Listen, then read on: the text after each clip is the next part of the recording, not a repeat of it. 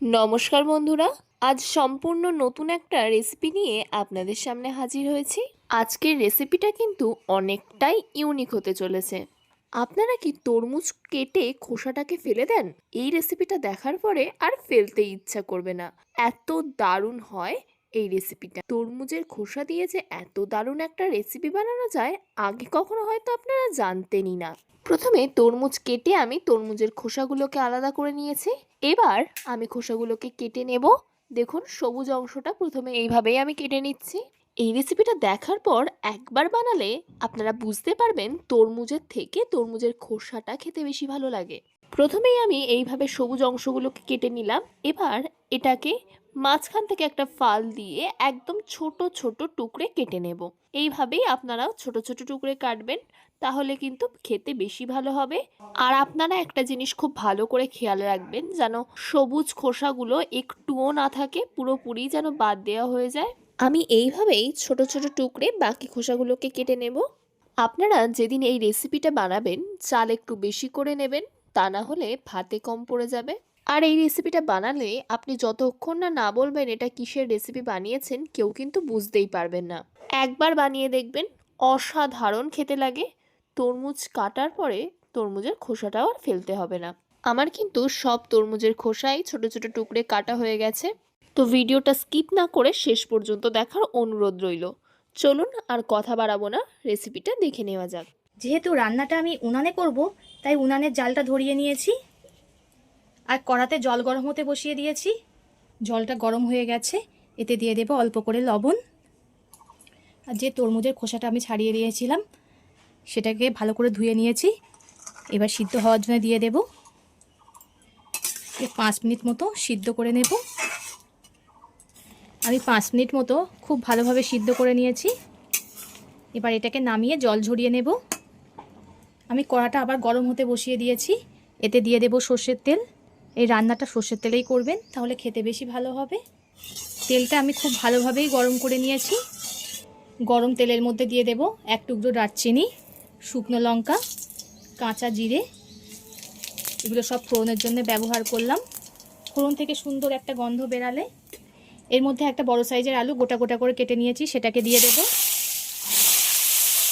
আমি এখানে আলু দিলাম, আপনারা চাইলে আলুটা স্কিপও করতে পারেন। আলুটা দিলে একটু মাখো মাখো ব্যাপার আসে, ওই জন্য আমি আলুটা ব্যবহার করলাম। আলুটাকে খুব ভালো করে ভেজে নেব। আলুতে দিয়ে দেব অল্প করে লবণ। এই লবণটা দেওয়ার ফলে আলুটা খুব সুন্দরভাবে নরম হয়ে যাবে আর খুব তাড়াতাড়ি ভাজাও হয়ে যাবে। আলুটা খুব ভালোভাবে ভেজে নিয়েছি। এতে এবার দিয়ে দেব 2টো বড় সাইজের পেঁয়াজ কুচি। আমি এখানে পেঁয়াজ দিয়ে করছি, আপনারা চাইলে পেঁয়াজ রসুনটা স্কিপও করতে পারেন, নিরামিষভাবেও করতে পারেন।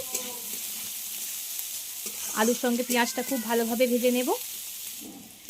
পেঁয়াজ আর আলু আমি খুব ভালোভাবে ভেজে নিয়েছি।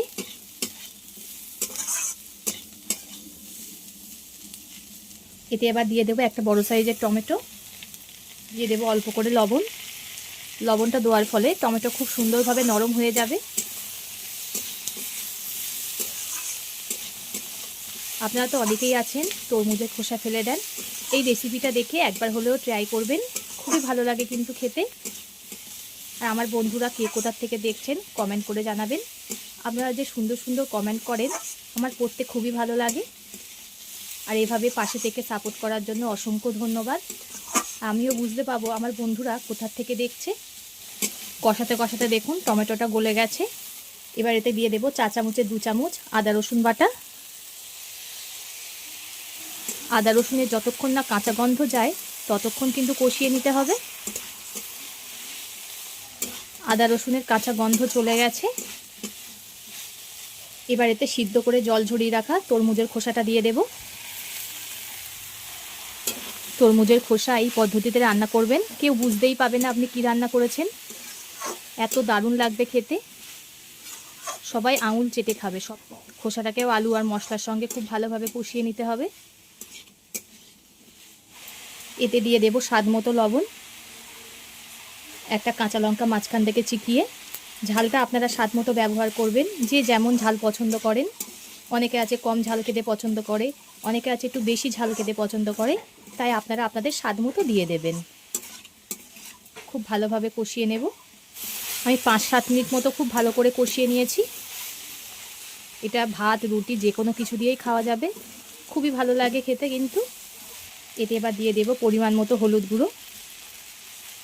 এই রেসিপিটা দেখার পরে তরমুজের খোসা একদমই ফেলতে ইচ্ছা করবে না, মনে হবে বারে বারে এই রেসিপিটা বানিয়ে খাই, এত দারুণ লাগে কিন্তু খেতে। আমি কিন্তু খুব ভালোভাবে কষিয়ে নেব, যত সুন্দর করে কষাবেন ততই টেস্ট আসবে। এবার এতে দিয়ে দেব 4 চামচের 1 চামচ ধনিয়া গুঁড়ো, 1/2 চামচ দিয়ে দেব জিরে গুঁড়ো। এগুলো কিন্তু সব আমার বাড়িতে শুকনো কড়ায় হালকা ভেজে গুঁড়ো করা। আবারও খুব ভালোভাবে কষিয়ে নিতে হবে। এটা কিন্তু খুব কম তেল মশলায় বাড়িতে থাকা সব কিছু মশলা দিয়েই হয়ে যায়, এক্সট্রা কিছু দিতে হয় না। খেতে দুর্দান্ত হয়, সবাই আঙুল চেটে খাবে, এতটাই দারুণ হয় খেতে। এবার এতে দিয়ে দেব অল্প করে জল। সব কিছু যেহেতু গলে গেছে তাই আমি জলটা খুব একটা বেশি ব্যবহার করলাম না, আর একটু শুকনো শুকনোই হবে। এবার ঝোলটাকে ফুটতে দেব। ঝোলটা কিন্তু খুব ভালো রকমই ফুটে গেছে, আর দেখুন একটা মাখো মাখো ব্যাপার চলে এসছে। এতে এবার দিয়ে দেব সামান্য একটু চিনি। চিনিটা আপনারা চাইলে স্কিপও করতে পারেন, বা অনেকে আছে একটু মিষ্টি খেতে বেশি পছন্দ করে, তারা একটু চিনির পরিমাণটা বাড়িয়ে নিতে পারেন। আমি এখানে অল্প করেই চিনি দিলাম। আবারও ফুটিয়ে নেব। ঝোলটা দেখুন কতটা কমে একদম গাঢ় হয়ে এসছে, একটা মাখো মাখো ব্যাপার চলে এসছে। সব শেষে এতে দিয়ে দেব গরম মশলা।